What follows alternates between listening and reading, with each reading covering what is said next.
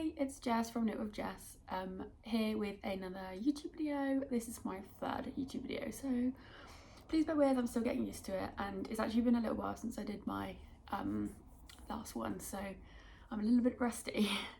Anyway, the eagle-eyed, is that how you say it? Of you will realise that I'm not in the same location that I was last time. My partner is upstairs in bed asleep after working nights, so I'm downstairs today. Usually I record in the craft room. Today I'm recording from downstairs, so apologies if you hear any noises in the background. In the room at the moment I've got 2 rabbits and 2 guinea pigs, so any rustling, banging, clanging, anything like that, it's them. Apologies. Hopefully they'll be quiet. It's nearly 11 o'clock in the morning, which means it's probably about time they put their heads down and went to sleep till about 4 o'clock. So hopefully they'll be quiet. Anyway, I've got a few things to show you this week. I've got no finished object, kind of a crochet object. Nothing knitting wise. I've been quite busy at work, so I haven't done a huge amount of knitting. I have been in a bit of a rut with knitting, and I've just had the crochet bug recently. Not sure why, but anyway, let's get started. So my kind of finished object for crocheting is this little guy, and well, she and her boyfriend, which is not finished. He is not finished, as you can see. He's still got a little tail, and he has not got any legs. This little girl, she's finished.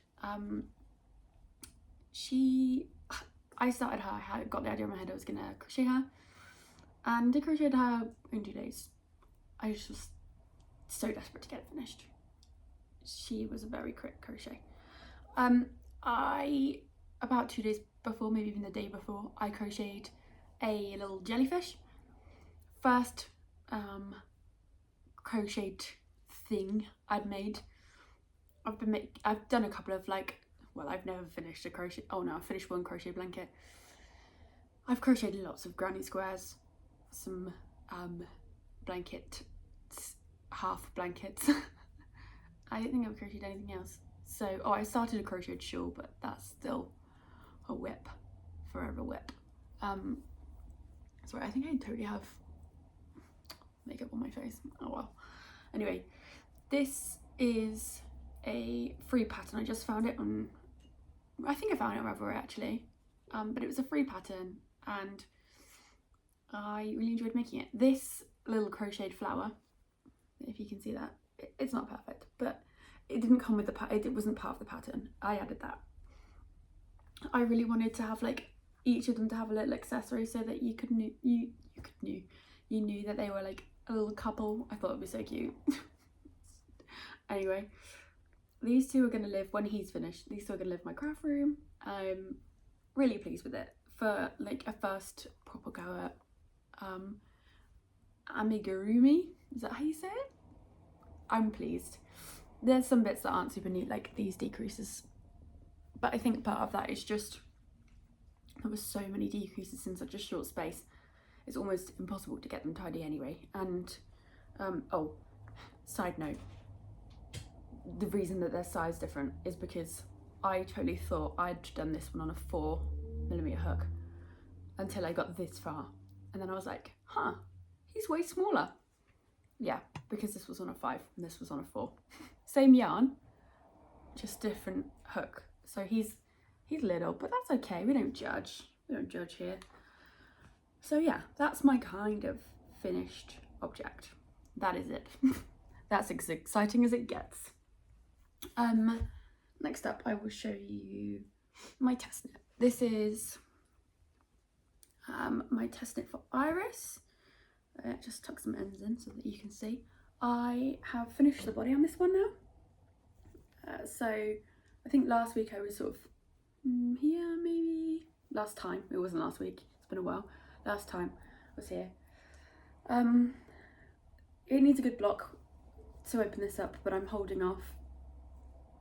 I also did a tubular bind off on the bottom, and oh my goodness, I hate it. I hate it so long. It's worth it when it's done, it is, but it takes do you know, I don't even know if it takes it that much longer than a bind off. I just hate binding off everything. I hate it. I don't know why. Anyway, this is stuck at this point now. I sat down ready to pick up the sleeves the other day. Got my needles out, got all ready to go. Looked at the pattern and I realised that Iris has put a note saying not to go any further with it. She wants to make some adjustments to the sleeves. So I can't do any more on this for now, which is a shame because I really was enjoying it, and once I'd got the body finished, I was so keen to get this finished. I think the sleeves will knit up fairly quickly because they are colour work, and same with the body, it's that urge to get to the next part. So I think once I get the next part of the pattern, it will knit up really fast. But I just really want to get there now because it looks so good, I think. I'm so proud of it. I think it's such a lovely pattern, and I just can't wait to get the collar and the sleeves on because it's going to look so good. But yeah, so I've done a decent amount. The ribbing took a bit of time, as it does, the bind off, and yeah, I'm super excited to get that finished, but it's gonna have to wait until Iris is ready, which is understandable. She's got other patterns that have been released recently, and they're summer patterns. This is not a summer pattern. People aren't going to be knitting this now. The deadline is not until August, I don't think, so it's still got ages to go. I was just super keen.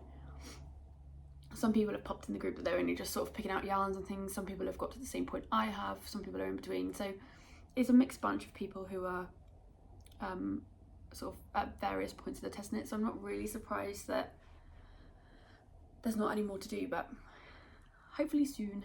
Hopefully soon. Next up, I will show you my rag sweater. Again, I showed you this last week. Now, I've got a little bit of talking to do about this one. So, it's all rolled up because it's on a cable that's a little bit small, but I prefer sometimes having a cable that bunches it up rather than the other way around. Well, I think everyone does. So this is where we're at. This is the this is this part. Sorry, you can't see it very well because of the rolling up, but this is how it looks. I don't know if that's the front or the back. I just showed you. Can't remember. Doesn't matter. It is top down. Obviously, I'm on the colourwork section now. It's disclaimer, I have made a slight mistake in the colourwork.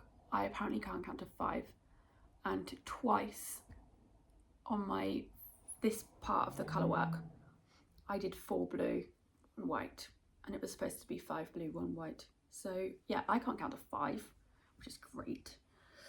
This pattern, now last time I spoke about it, I thought that it was quite beginner friendly. It was quite a basic sweater. In my head, there's no sizing. It's a one size sweater, which not very size inclusive, but I mentioned that in my last video. If you wanted to hear my opinion on that, go and check out my other video. But this is not beginner friendly, I wouldn't say. I really thought it was. Now, it took me to get to here, this part, and I was like, no, this is not beginner friendly. Oh, my necklace is caught in it. These are quite far apart, and I don't know why I didn't think about it first, but you've got to catch your floats. And I would say colour work can be beginner friendly, but as soon as you've got to start catching floats and things, and you've got quite long sections between your colour work, I don't think that's beginner anymore. I mean, I'm making this up on my own judgment, but catching floats was something that took me a bit of time to sort of, and I'm no pro. I am absolutely not a pro at this by now, but just to get the tension right, I think it's quite tricky. It takes a bit of practice, I think, with colour work, and yeah, I wouldn't say that is beginner friendly. It also uses a lot of Japanese short rows, which at first I thought it was just one section of Japanese short rows on the top. I think I'm now on my 3rd section of Japanese short rows, which I think is quite a lot, actually. I guess it's all to do with the shaping, because it's a top down and it's not like the typical raglan increases. To make this shape, I guess she's used the short rows. I don't know, I really like the Japanese short rows. I think they're really good, but I wouldn't say they're beginner friendly. They aren't massively difficult, but they, like, in my head, beginner friendly means knitting, purling, increase, decrease, maybe a little bit of colour work. I would say sort of techniques like Japanese short rows, that starts sort of going into like not a beginner knitter anymore. In my head, beginner knitting projects are where you could pick up that sweater and it be your first ever sweater and you could manage it. Like, you might need to YouTube things or you might need to Google things, but you could knit that as your first sweater.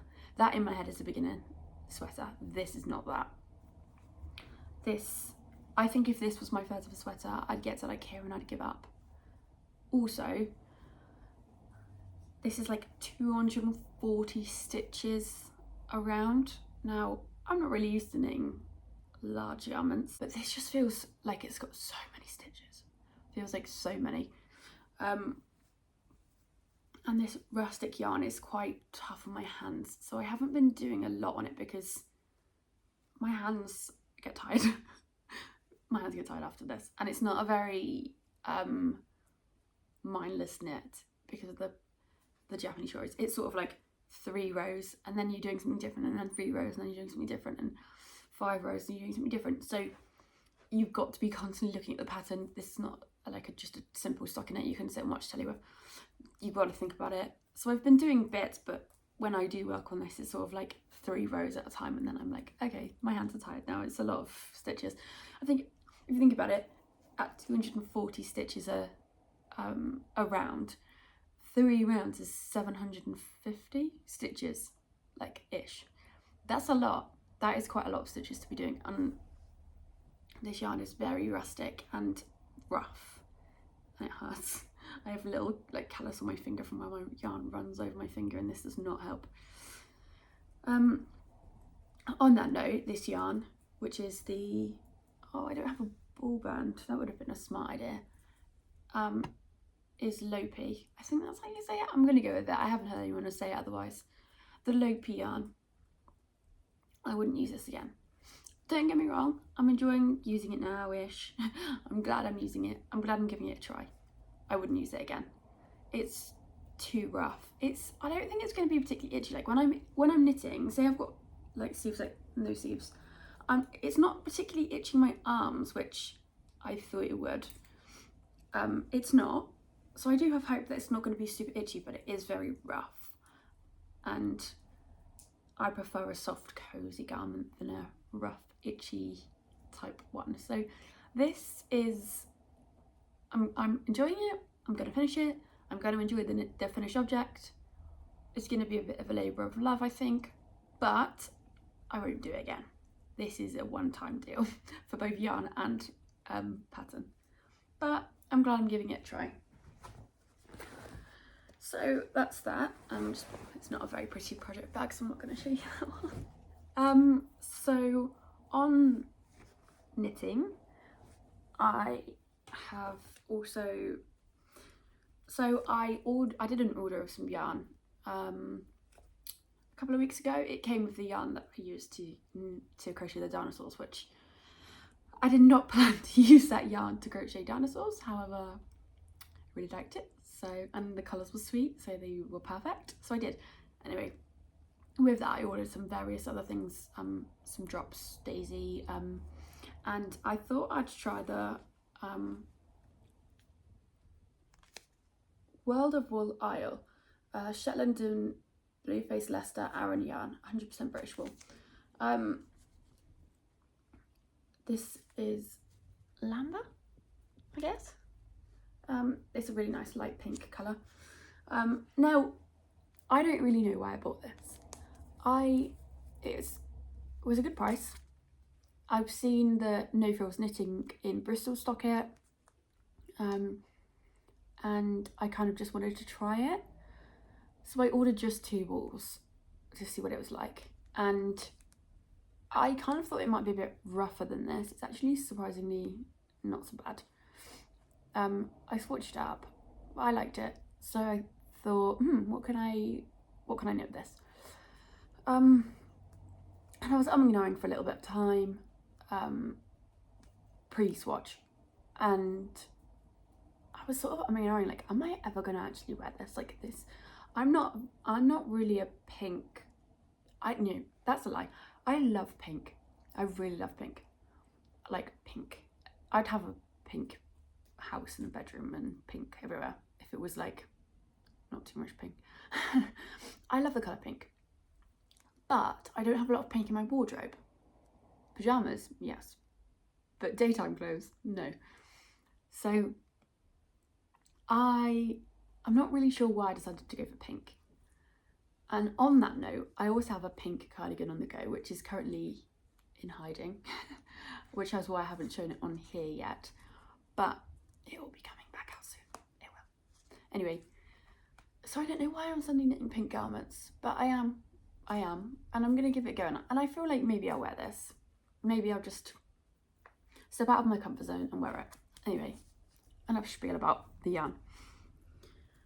There's not a lot to show for it, and it's not very easy to see because it's it just looks a mess, to be honest. It's got ends everywhere, it's on needles, it's a bit of a mess, but I'm going to show it anyway. I don't even know what's the point. So I mean, that's as far as I've got, so obviously it's all wound, not that far. Now this is the Lakes V-neck by Ozetta. Don't judge, I'm just going to demonstrate how it goes on. So it goes like this. So this is like a saddle shoulder type. I think that's what you call it, a saddle shoulder, I guess. This might not be. So this is the shoulder piece, and then the back here. It's interesting. I didn't realize how she did so these stitches on the shoulder here will be sort of from here, it'll look like it completely goes down the sleeve in that direction. Normally, obviously, if you knit a sweater, you get the stitches go down, and then this sleeves sort of pick up from, whether it's drop shoulder or regular, and they sort of from here and they go down. Here they go down, you know what I mean? This is literally from here, so that's a really interesting construction. I hope that made sense. If it didn't, go and have a look at the Lakes sweater on her Instagram or Ravelry, and you'll see what I mean. I don't think I've ever knitted another pattern other than Ozetta's pattern. No, I definitely haven't. Where you pick up stitches or you cast on stitches and then you instantly break the yarn and then start again somewhere else. And then you work short rows. I've knit two patterns, this will be the second pattern now of hers that are knit in that way. It's really interesting. Like the first time I did it, I was like, no, this can't be right. I must be reading this wrong. Like I can't have just cast on, I don't know, say 50 stitches to then just immediately break the yarn. That seems wrong. But then when you've done it, you realise like it's actually quite cool how it works. And it makes the really nice like trapeze type shape, I guess, on the back. Yeah, so this is the same. Now, my short rows aren't very neat, and I think part of that is frustrating me because the Japanese short rows on the rug sweater are so neat and tidy that these ones look worse, because in comparison in my head I'm like, oh, those Japanese short rows were so neat and these ones are so messy. I'm hoping that it'll block a little bit better, and also just trust the process. I think like when you've only got a small amount of garment, it's easier to see those bits that aren't as tidy. When you've got a whole garment, you can't see it as much because there's so many other things to look at, and it's hidden. I've literally got this much, so look at them. This is all I can see at the minute. Like the emphasis is on this part. That looks so bad on the camera. It looks even worse than in person. Does this side look as bad? I mean, I'm stretching it out, so like that doesn't help, but yeah, it doesn't look great, does it? I don't know. I also really need to work on my tension when I'm knitting flat. The edge parts of, so say this is my swatch. This bit, lovely tension. These bits, not lovely tension.